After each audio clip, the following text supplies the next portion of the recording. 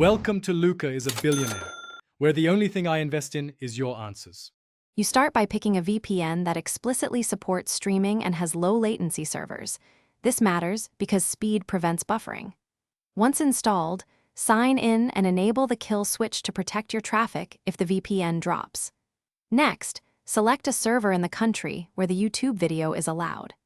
Make sure to close and reopen your browser or YouTube app after connecting so location caches refresh. These initial steps get you connected and ready to access region-locked content. Now connect to a high-speed server in the chosen country. Picking a nearby city server reduces latency and improves video quality. Once connected, clear your YouTube cache or open an incognito window to avoid old location data.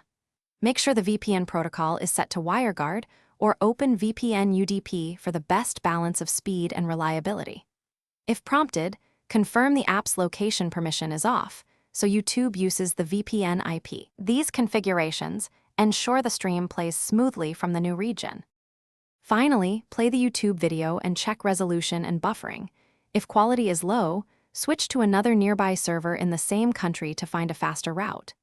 If YouTube still blocks content, try a different country or enable obfuscation or stealth mode in the VPN settings because some services detect and block VPN IPs.